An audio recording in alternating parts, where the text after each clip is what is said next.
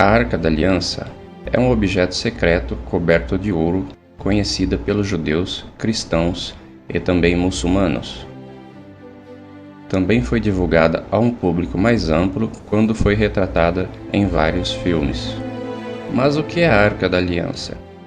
Os textos mais antigos escritos sobre ela é a Torá, que se encontra no Taná hebraico, conhecido como Antigo Testamento nas Bíblias cristãs.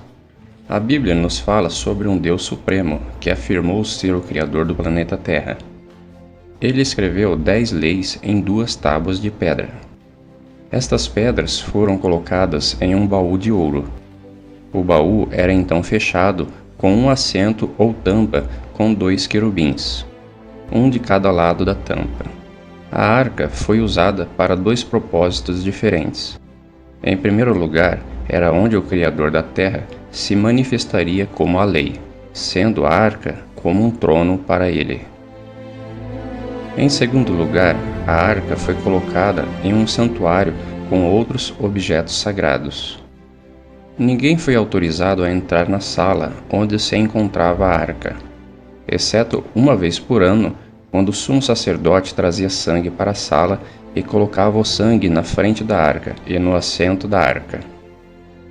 Isto simbolizava como as transgressões do povo contra a lei dentro da arca eram levadas à justiça por um sangue substituto, o qual era trazido diante do trono. Então a arca foi trazida para o primeiro templo em Jerusalém. Acredita-se que antes dos babilônios sitiarem a cidade e destruírem o templo, a arca foi escondida ou desapareceu.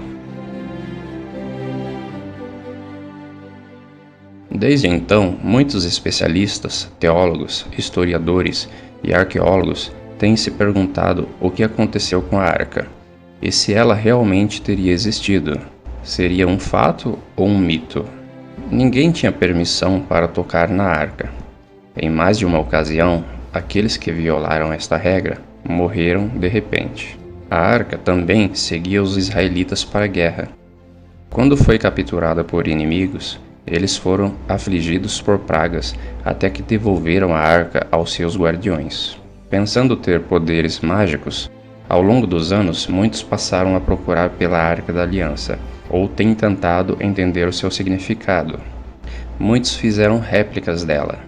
Alguns alegaram ter descoberto a arca, mas até agora ninguém trouxe evidências de suas descobertas para que pudessem ser examinadas. Mas alguém em particular se destaca de todos os outros exploradores, de uma forma e um coração especial.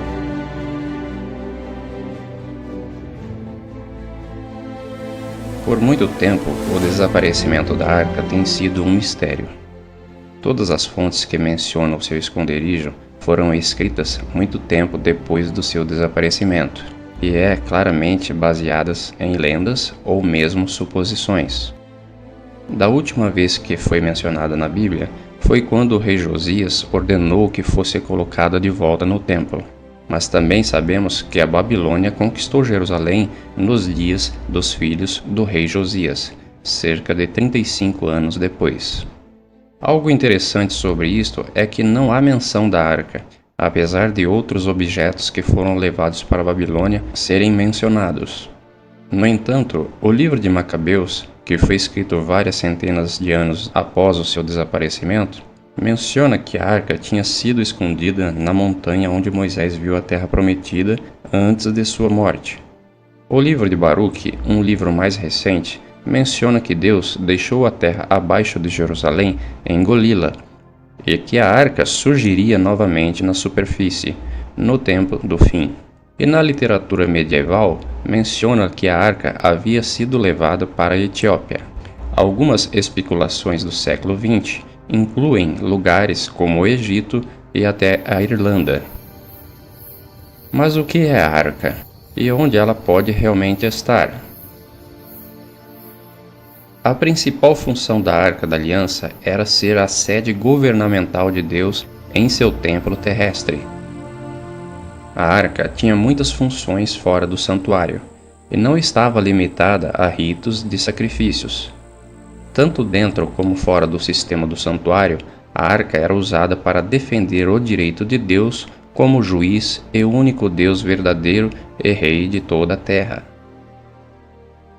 Este direito estava escrito na lei dentro da arca, que estipulava que ele é o Criador e que, portanto, a terra pertencia a ele. O Deus da Bíblia disse: "A arca do Senhor, o Senhor de toda a terra." Josué capítulo 3, versículo 13.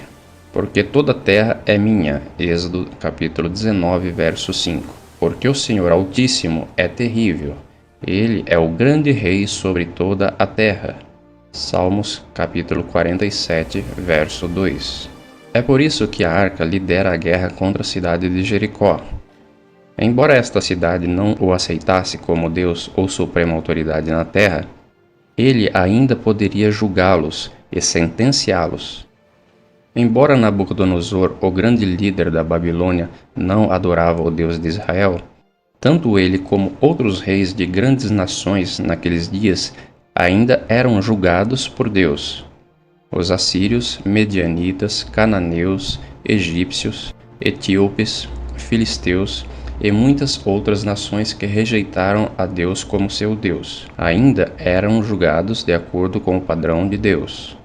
Quando o último rei da Babilônia zombou de Deus, com alguns dos objetos sagrados do templo de Deus, sua sentença foi dada pelo Senhor em forma de uma mão que escreveu seu julgamento na parede na presença de todos. Deus mostra que não importa a que religião ou grupo étnico que você pertença, você será julgado de acordo com o padrão do Criador, e não por sua própria norma moral ou padrão moral da sua cultura específica. Uma das funções da arca era ir diante do povo de Deus no deserto, levando-os ao seu lugar de descanso.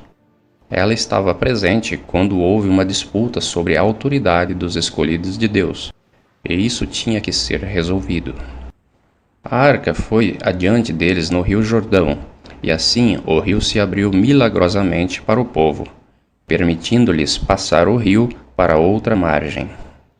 Participou da confirmação da aliança entre Deus e Israel no Monte Ebal. O mesmo quando Israel falhou com Deus e foi conquistado pelo inimigo e a arca foi tirada deles. Deus usou a arca para julgar os filisteus e humilhar seus deuses, para que fossem forçados a devolvê-la. Nesta situação, Deus usou a arca como um símbolo de seu reinado. Mesmo quando Deus não protegeu seu povo apóstata, ele protegeu a arca, pois representava sua autoridade. Isso deixou claro que nenhum homem precisava protegê-la, e que o próprio Deus iria mantê-la a salvo de tudo, por si mesmo. Isto também elimina a possibilidade de que a arca tenha sido destruída. A arca tem sido o trono de Deus na terra, e a Bíblia diz que seu trono, ó Deus, é para sempre. Enquanto Jeremias tinha acabado de testemunhar Jerusalém e o templo sendo destruídos, ele tinha algo totalmente diferente a dizer sobre o trono de Deus. Tu, Senhor, permaneces eternamente, e o seu trono subsiste de geração em geração. Então, o que realmente aconteceu com a arca? Deus disse a Jeremias que a cidade e o templo seriam destruídos. Ele estava preparado junto com muitos outros, e o mais natural a fazer era esconder o objeto mais sagrado, a Arca da Aliança. Uma palavra profética para o tempo do fim na Bíblia pode nos dar uma pista de onde a arca surgiria. E muitas nações virão e dirão: vamos subir para o monte do Senhor, porque de Sião sairá a lei, e de Jerusalém a palavra do Senhor.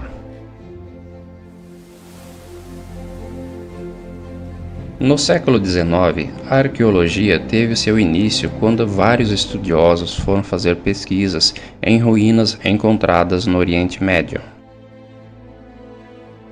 Desde tumbas e templos no Egito, a registros históricos e cidades bíblicas na Mesopotâmia e na Palestina, a Bíblia mostrou ser um livro preciso historicamente, comprovando cidades e nações antigas mencionadas ali. Escritos antigos de outras nações confirmavam as escrituras. Até então, a cidade de Babilônia era uma lenda, até que suas ruínas foram redescobertas. Mas Jerusalém era habitada desde o desaparecimento da arca. Muitas pessoas haviam construído novos edifícios em cima de edifícios antigos, e a velha cidade se converteu em camadas de história, uma sobre a outra.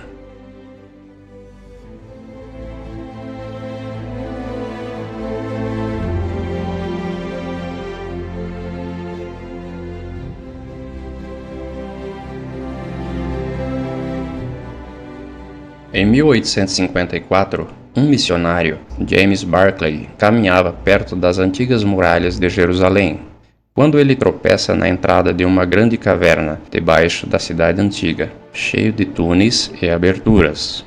Estavam fechadas por séculos e teriam o comprimento de 5 quarteirões da cidade.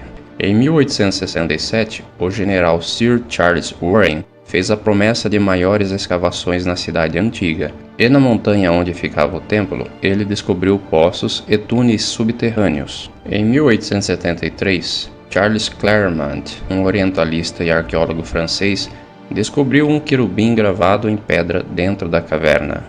Os querubins eram comumente usados nos tempos antigos para guardar a entrada de uma cidade ou um lugar sagrado. Este querubim tinha características semelhantes ao que era popular na época do desaparecimento da arca. Em 1882, o general Gordon, um alto e respeitado oficial, viajou para o Oriente Médio, e enquanto olhava ao redor de Jerusalém, ele ficou convencido de que o lugar tradicionalmente chamado Gólgota não poderia ser o local verdadeiro. A seção norte do Monte do Templo que foi cortada parecia se encaixar muito melhor com a descrição bíblica e com o desenho da cidade antiga. Ele então começou escavações lá, mas ele teria que partir para ajudar em um conflito no Sudão, onde morreu não sendo capaz de terminar seu trabalho. Porém, ele teve tempo de escrever uma carta a um amigo contendo uma declaração chocante. Aconteceu algo que ele não explicou. A montanha do norte, que Gordon identificou como a montanha do crânio, também era a localização da caverna de Jeremias, onde ele escreveu o livro das Lamentações, o mesmo livro onde Jeremias havia mencionado: "O trono de Deus permanece." Gordon disse: "A Arca da Aliança está lá."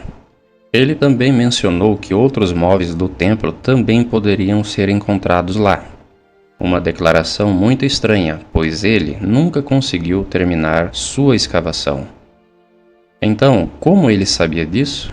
O local foi deixado encoberto e as cartas do general Gordon permaneceram armazenadas em algum lugar seguro.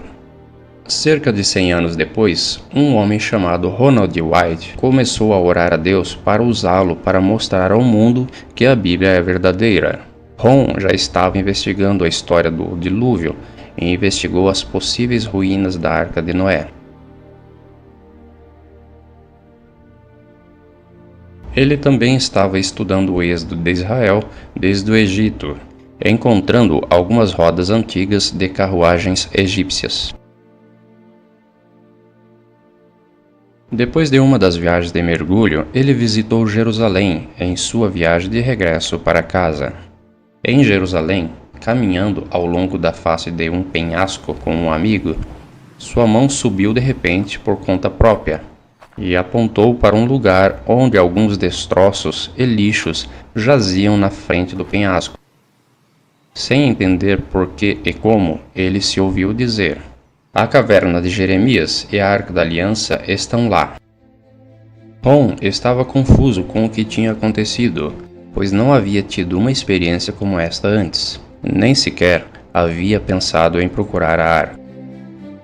Pensativo, ele foi para casa, tentando estudar e descobrir se havia alguma possibilidade de a arca estar ali.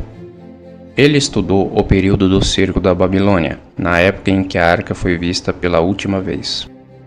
Ele tentou descobrir quando ela foi removida e também as limitações do tempo e o lugar para escondê-la. Estudou a possibilidade da arca estar escondida em algum lugar do sistema de túneis. Ele estava convencido que o próprio Deus o inspirou a encontrá-la. Ron começou a escavar com seus 2 filhos, onde sua mão havia apontado.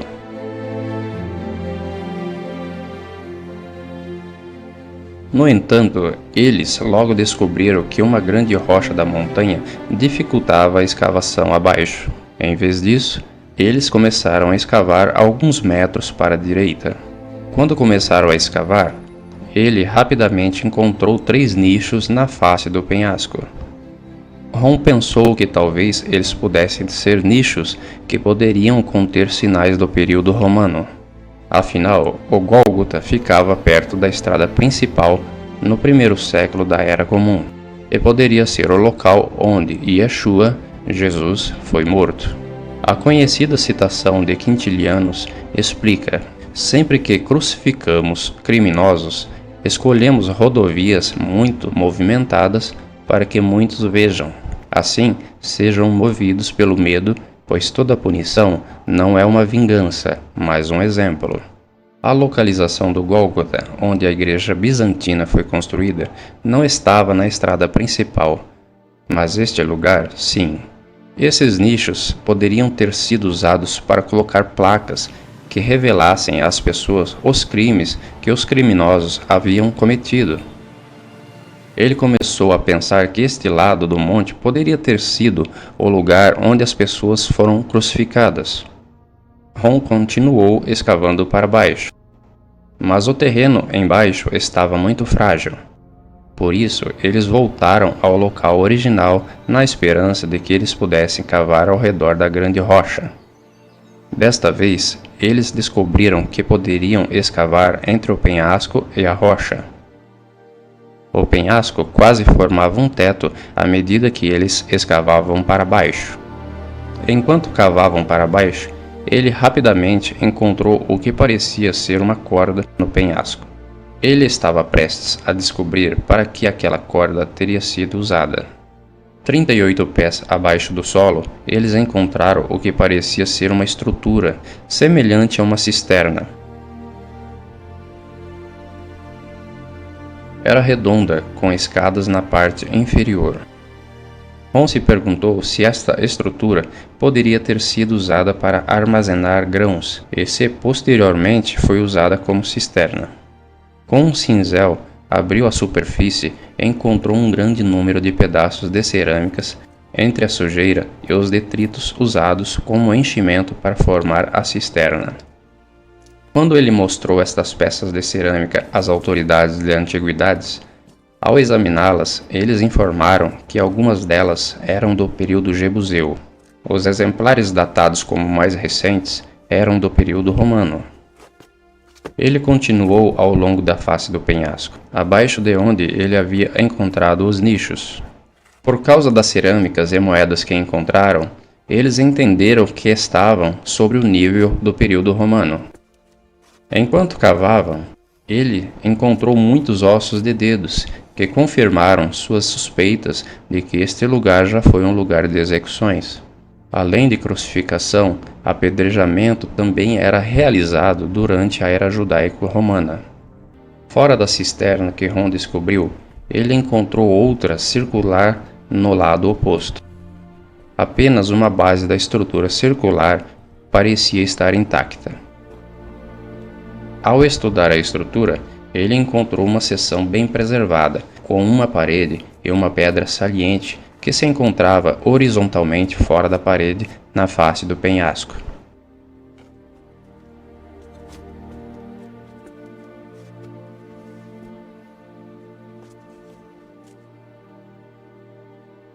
Poucos metros à frente, ele notou uma rocha quadrada que não parecia uma rocha em sua forma natural. Ele, cuidadosamente, a pegou e encontrou um buraco quadrado embaixo. Poderia ter sido um buraco para a cruz? Ao examinar este orifício e limpar a sujeira ao redor, ele descobriu que havia uma grande rachadura estendendo-se para fora dele. Parecia que o buraco tinha sido feito na superfície da base da Terra de frente. Em um nível inferior, ele encontrou outros orifícios para cruzes. Mas ele não conseguia parar de pensar que aquele buraco na plataforma com a rachadura poderia ter sido o buraco que segurou a cruz do Messias. Ele se lembrou da escritura que dizia que um terremoto sacudiu a montanha quando o Messias morreu. Poderia esta rachadura indicar o buraco que segurava a cruz? O buraco se estendia cerca de 23 polegadas no solo, enquanto a rachadura parecia se estender muito mais abaixo. Não é algo improvável pensar que se poderia ter conhecimento do lugar onde o Messias foi crucificado, e que, sabendo que ele tinha muitos seguidores que gostariam de transformar o local em um memorial, preferiu-se mantê-lo em segredo.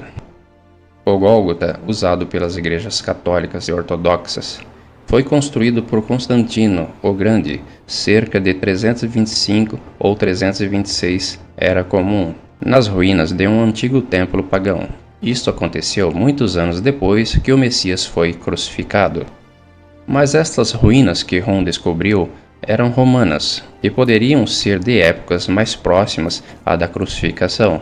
Depois do ano 70 era comum, muitos judeus deixaram Jerusalém e outros foram mortos. A cidade foi reduzida a um acampamento romano. Isso pode significar que o local não foi mais usado para crucificações. Rom encontrou moedas no local de datas anteriores e até ao ano 135 era comum, mas nenhuma das moedas eram de datas posteriores. No ano 130 era comum, os cristãos eram mais favorecidos do que os judeus. Então, o mais provável é que esta estrutura tenha sido construída por cristãos deste período, ou mesmo antes. Isto significa que este foi provavelmente o primeiro lugar reconhecido como Gólgota. O Gólgota da Igreja Bizantina, que foi construído cerca de 200 anos depois, foi construído quando o conhecimento sobre esses lugares de alguma forma se perderam. Quanto mais perto chegamos do período da crucificação, maior a probabilidade de que eles conhecessem os detalhes do que tinha acontecido. O fato de que as moedas encontradas por Rom pertencerem ao ano 135 era comum, indica que quem construiu e usou essa estrutura antiga aparentemente a abandonou e deixou a região. O fato de que as fundações ainda estejam intactas pode indicar que não sofreu destruição nas mãos dos invasores, mas provavelmente caiu em desuso e decadência. Com o tempo, acabou ficando encoberto de sujeira e escombros. Seja qual for o caso, a evidência mostrou que a estrutura pode ter sido construída muito antes da Igreja do Santo Sepulcro. Rom e seus 2 filhos trabalharam aqui durante um período de quase 2 anos. Eles continuaram buscando no nível romano alguma caverna ou entrada para um túnel, mas sem sorte.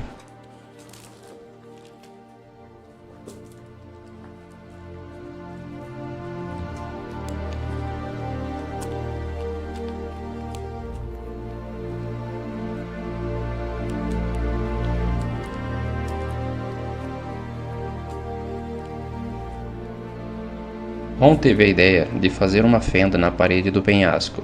Eles oraram e continuaram a fazer a fenda, usando martelos e cinzéis. E logo depois puderam ver um espaço aberto atrás. Então aumentaram o buraco para que eles pudessem entrar dentro da caverna. Dentro puderam ver que tinha 15 pés de altura e largura. Rom ficou inicialmente animado ao descobrir a caverna, pensando que a arca poderia estar ali.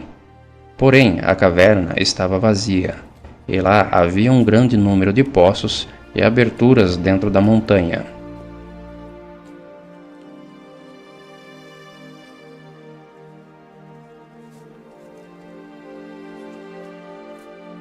Rom continuou procurando em cada caverna e em cada abertura que puderam encontrar dentro do sistema colossal de cavernas.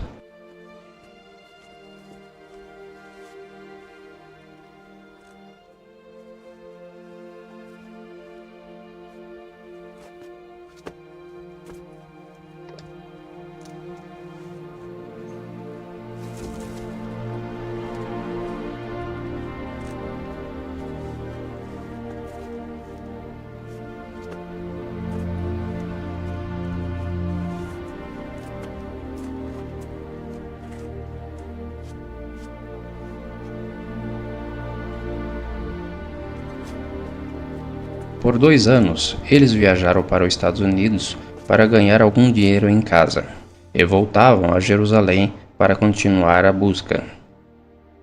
Em dezembro de 1981, eles continuaram seu trabalho dentro do sistema de cavernas, procurando por alguma abertura ou caverna que eles pudessem encontrar. Porém, os 3 adoeceram.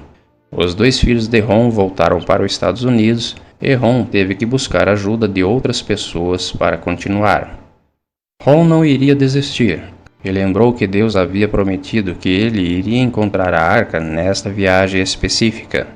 Mas ele já tinha usado todo o seu dinheiro e estava doente, e o trabalho era muito difícil e exaustivo. Uma das pessoas que o ajudava entrou em uma das aberturas menores, já que era mais magro e poderia chegar a lugares onde Ron não conseguia. Enquanto olhava em volta, Ron encontrou uma passagem semelhante a uma chaminé, e de lá um pequeno túnel onde Ron tinha que se espremer para poder passar através dele. Então ele percebeu uma estalactite com cerca de 40 centímetros de comprimento na frente da parede do penhasco.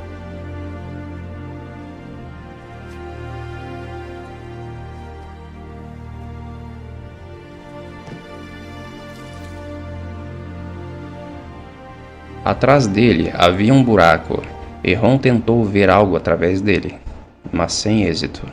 Para poder visualizar melhor, ele ampliou o buraco e pôde ver uma caverna dentro que não parecia ser tão promissora, pois parecia ser apenas uma caverna cheia de pedras. Mas ele estava determinado a olhar em todos os lugares. Ele, então, alargou o buraco o suficiente para seu ajudante entrar. Porém, seu ajudante saiu rapidamente com um olhar de espanto em seu rosto, gritando: "O que tem ali? O que tem ali? Eu não vou entrar novamente ali." Então saiu do sistema de cavernas rapidamente.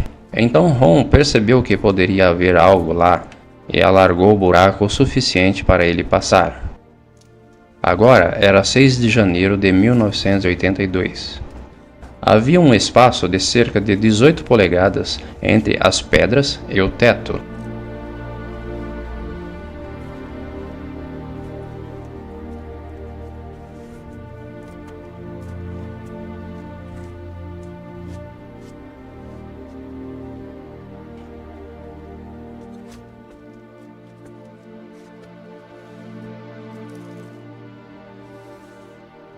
Ron começou a iluminar as pedras com sua lanterna para ver se havia alguma coisa embaixo. Ele viu algumas tábuas de madeira já decompostas, e debaixo das madeiras algumas peles de animais que se tornavam em pó apenas ao tocá-las. Então ele viu algo que brilhava, algo que era dourado, que brilhava. A princípio ele pensou que poderia ser a Arca da Aliança, mas quando ele removeu a pele do animal, ele viu uma mesa de ouro com uma moldura em relevo ao redor, na qual tinha um padrão alternado de sino e romã. Ron tinha certeza que isso tinha que ser do primeiro templo, ou alguma mobília perdida do tabernáculo, e que poderia ser a mesa dos pães da proposição. Então começou a investigar a câmara com mais cuidado, e ao observar ao seu redor com sua lanterna, notou uma rachadura no teto. Subindo pelas pedras, no lado lateral da câmara, ele viu uma caixa de pedra logo abaixo da rachadura.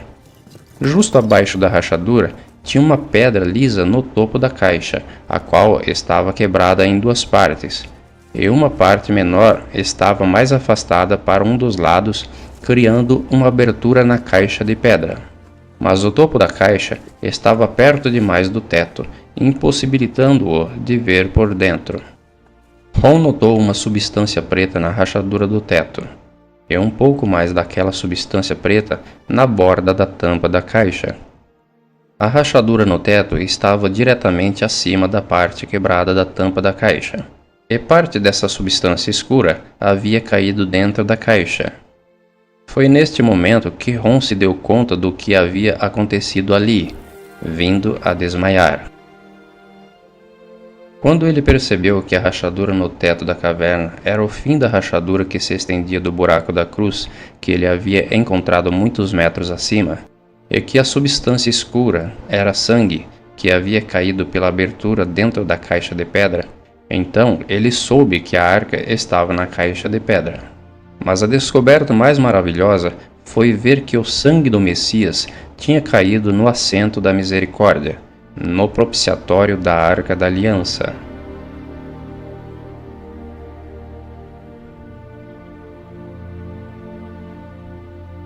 Ron ficou desmaiado por algum tempo. Mais tarde, ele voltou para a caverna e confirmou que realmente era a Arca da Aliança. Ele informou ao governo israelense sobre a descoberta, mas lhe foi dito que se mantivesse em silêncio. Porém, Ron não conseguiu ficar quieto por muito tempo. Ele visitou a câmara várias vezes e relatou que vários objetos estavam lá, além da Arca da Aliança na caixa de pedra. O castiçal de 7 ramos com suas lâmpadas do santuário original, o altar de ouro de incenso, a mesa dos pães da proposição, um incensário dourado, um éfode, uma mitra com uma romã de marfim sobre uma ponta, um peso de ciclo de bronze, lâmpadas de azeite, um anel de bronze e uma espada muito grande. Na parte de trás da arca havia um pequeno cubículo aberto, que ainda continha o livro da lei. Talvez aquele que o próprio Moisés escreveu. Pelo que Ron entendeu, o livro de Gênesis não estava ali. Ron ficou surpreso ao ver que esses pergaminhos escritos em peles de animais ainda estavam em perfeitas condições. Ele então começou a pensar como que a arca foi levada para esta câmara. Não poderia ser por onde ele entrou, pois ele cortou a pedra para entrar. Removendo algumas pedras, ele encontrou uma entrada maior, indo para o sul, em direção à caverna de Zedequias, no outro lado da estrada, onde as figuras de querubins foram encontradas. Este túnel, no entanto, estava bloqueado com muitas pedras grandes. E Ron não tinha como removê-las para fora do túnel, por onde ele entrou. Ron foi até um laboratório em Israel para analisar os resíduos de sangue que havia encontrado na rachadura e no propiciatório da arca. O resultado das análises o surpreenderam mais do que o esperavam. Em primeiro lugar, nesta análise, eu levei o sangue para um laboratório em Israel. Perguntei a uma das pessoas com quem trabalho onde havia um bom laboratório, cujo trabalho é confiável. Eles disseram, tal e tal. Eu o levei lá. Eu disse, por favor, examine este sangue e me diga o que você pode me dizer sobre ele. Nós vamos reconstituí-lo, vamos colocá-lo em uma solução salina, normal e mantê-lo a temperatura corporal por 72 horas com um movimento suave. Esse é o seu negócio, eu disse. Eu quero estar presente quando você examiná-lo. Eles disseram, tudo bem. Então eu estava de volta e eles verificaram. E agora, digo, o que eles disseram? É sangue humano. É isso que podemos dizer. Eles fizeram todos os testes que precisaram fazer. Então eu disse, pegue um pouco dos glóbulos brancos e coloca-os em um meio de crescimento e mantenha-os na temperatura corporal por 48 horas. Eles disseram, isso não vai adiantar, porque é sangue morto. Eu disse, você faria isso por mim? Eles disseram, ok, vamos fazer isso. De qualquer maneira, eu disse que queria estar presente quando eles tirassem a amostra para examiná-la. Regressei ao local quando eles pegaram a amostra para examiná-la sob um microscópio, e um dos técnicos chamou o outro ali. Então chamaram o chefe lá, e eles estavam falando em hebraico por um tempo, cerca de 1 minuto, e eles olharam para mim e disseram, Sr. White, esse sangue humano tem apenas 24 cromossomos nele. Cada pessoa tem 46, isto é, 23 cromossomos de sua mãe e 23 de seu pai, 22 autossoma ou mais de sua mãe e 22 autossomas ou mais de seu pai. Você recebe um X de sua mãe e você pode obter um X ou Y de seu pai. Este sangue tem 23 cromossomos maternos e um cromossomo Y apenas. Você vê, uma criança não poderia ter se desenvolvido se não tivesse autossomos de sua mãe. Então, todas as suas características físicas foram determinadas pelo lado da família de sua mãe. Seus autossomas, seu sexo masculino, foi determinado por esse Y, que veio de uma fonte, mas não de um homem humano. Então eles disseram, este sangue está vivo. Aí eles disseram, de quem é esse sangue? Eu disse,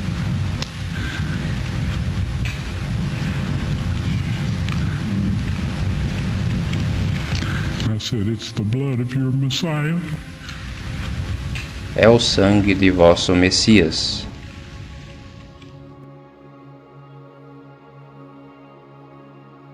Quando o sangue foi para o propiciatório, foi provado que havia pecado contra esta mesma lei, pela qual o Messias foi punido. Nossos pecados contra as leis de Deus, não leis humanas ou quaisquer outras leis religiosas. E estas são as leis pela qual temos que nos arrepender de tê-las quebradas. Além disso, Deus realmente enviou seu Filho para morrer em nosso lugar. Ron queria mostrar tudo para o mundo imediatamente, mas Deus o impediu.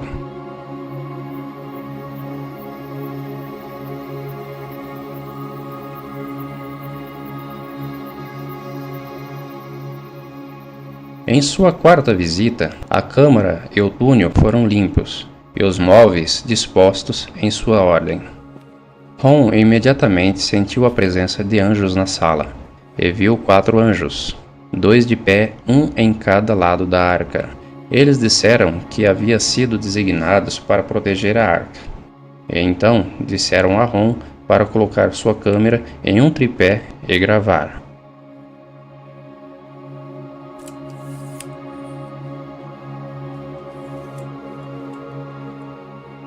Eles levantaram a tampa do propiciatório e o ajudaram a remover os 10 mandamentos escritos em 2 tábuas de pedra.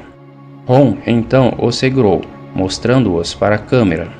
Eles então contaram a Ron quando Deus teria planejado mostrar isso ao mundo, no tempo apontado por Deus, quando a lei dominical entrar em vigor. Pouco tempo depois disso, estas tábuas serão mostradas ao mundo. Ron soube imediatamente o que o anjo queria dizer, já que havia estudado o assunto antes. O anjo estava falando sobre a aplicação da marca da besta, mencionada em Apocalipse, capítulo 13 e 14, como último engano e teste que virá sobre o mundo antes da vinda do Messias. A lei e o sangue do Messias são um testemunho contrariando uma versão feita pelo homem dos mandamentos de Deus, o qual será imposto às pessoas do mundo inteiro. Também confrontará as condições equivocadas de salvação, que foram anunciadas por muitas pessoas e líderes religiosos. Ron faleceu em 1999, sem ver o cumprimento. Mas ele sabia que a evidência do que aconteceu estava na fita, e ele usou seus últimos meses e anos para falar às pessoas sobre o amor do Messias, seu sacrifício por nós, e em seguida ele advertiu as pessoas sobre a marca vindoura da lei da besta. Por favor, ouça essa importante mensagem. Este conjunto de leis é o único que os súditos de Deus têm que guardar. Está debaixo do seu trono no céu e na terra, pois a Moisés foi informado que ele fez sua morada, a morada terrena de Deus, segundo a forma que foi mostrada a ele no monte. O padrão que foi mostrado a ele na montanha, esse propiciatório, era o trono terreno de Deus, e ainda é. E a glória da Shekinah habitou lá por centenas de anos, até que os judeus se tornaram tão rebeldes no paganismo que Deus decidiu que ele não iria mais viver entre eles. Se observarmos um pouco depois, a respeito do propiciatório, há uma declaração na Escritura que está em 2 Tessalonicenses, capítulo 2, que fala sobre o homem do pecado, que assentará no templo de Deus, se mostrando como se fosse Deus. Para ver isso rapidamente, isso implicaria que esse alguém poderia assentar-se no templo de Deus, e que teria que ser reconstruído. Mas há alguém lá agora. No planeta Terra, neste momento, há um indivíduo, e ele e seus antecessores nesta posição mudaram a lei de Deus. Eles eliminaram o segundo mandamento, que diz que você não deve fazer imagem de qualquer semelhança do que está acima no céu, nem embaixo na terra, nem a servirás. Isso, de alguma forma, interferiria na maneira como eles queriam fazer as coisas. Assim que eliminaram isto, eles dividiram o 10º mandamento em 2, de modo que até mesmo o número de mandamentos fossem 10. Sim, a tábua de pedra foi encontrada na Arca da Aliança. Eu pessoalmente as peguei, com a ajuda de 4 anjos, que levantaram um propiciatório que estimo que pesava cerca de 900 libras de ouro maciço. E um desses anjos me disse para tirar as tábuas de pedra para fora. Ele me disse que todos vissem essas tábuas. Assim que as peguei, coloquei de volta e fiquei tipo congelado no lugar. Bom, eu não consigo descrever o estado físico ou mental em que eu estava. Se eu não tivesse alguma evidência física para provar isso, eu teria pensado que teria sido um sonho ou algo parecido. Mas agora, as evidências estão prontas para serem mostradas. Mas não vamos dizer que, atualmente, eles estão na borda de uma pedra na mesma câmara. E foi onde o anjo as colocou depois que eu disse a ele que não sabia o que fazer com elas. Foi-me dito que estas tábuas seriam apresentadas com a evidência do sangue, quando a lei da marca da besta, quando a lei dominical se tornar obrigatória. Agora eu sei que todos se perguntam, o que é isso? Todos nós ouvimos rumores e histórias sobre isso. Vou contar rapidamente de forma simples. Se você guarda os 10 mandamentos que Deus escreveu sobre estas tábuas de pedra, sobre o que ele disse nos Salmos 89 e 34, eu não esquecerei minha aliança, nem mudarei o que saiu de meus lábios. Ele falou dos 10 mandamentos, desde a montanha. Ele os escreveu em pedras e disse que nada mudará. Se você guarda essa lei, você receberá o selo de Deus. Em breve haverá um conjunto de leis feitas por homens com as melhores intenções, cercado por uma série de elogios célebres e petições sepulcrais. Isso é todo tipo de história e tudo isso instigado pelo diabo, para fazer você crer que isso é a melhor coisa que poderia acontecer à raça humana, de tal forma que você desejará seguir essas leis voluntariamente. Esta lei feita pelo homem exigirá que você quebre os 10 mandamentos de Deus. O Messias disse aos fariseus que em vão vocês adoram a Deus, ensinando doutrinas e mandamentos de homens.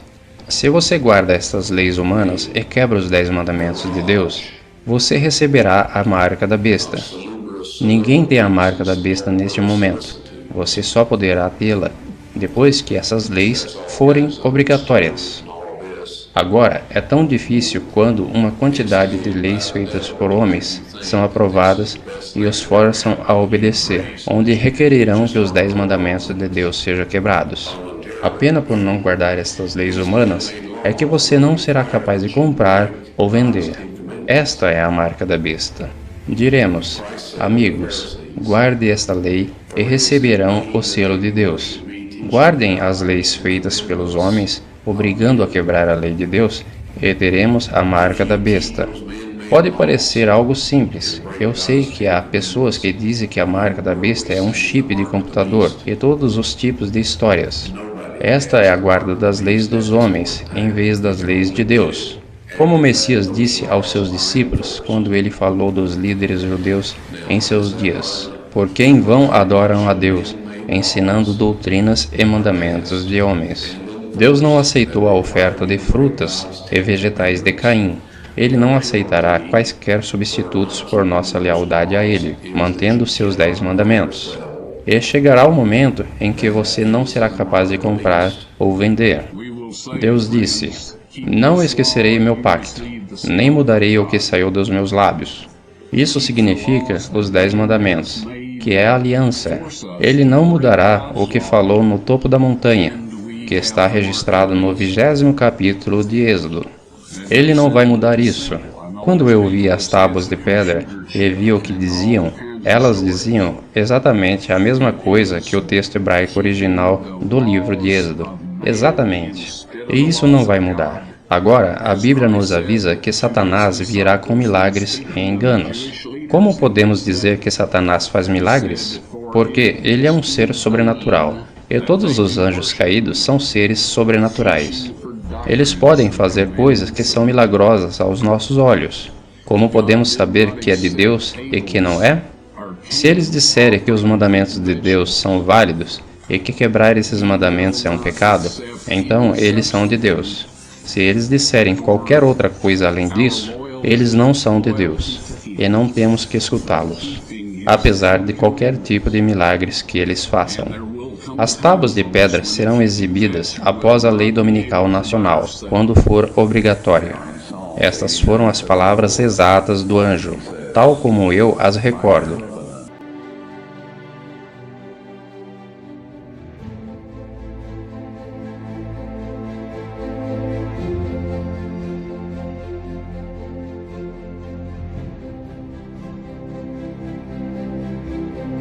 Porque este é o amor de Deus, que guardemos os seus mandamentos.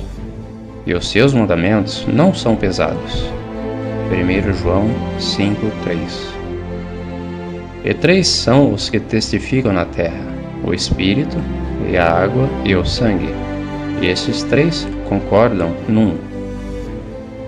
Nós aceitamos o testemunho dos homens, mas o testemunho de Deus tem maior valor, pois é o testemunho de Deus que ele dá acerca de seu Filho. 1 João 5, 8 e 9.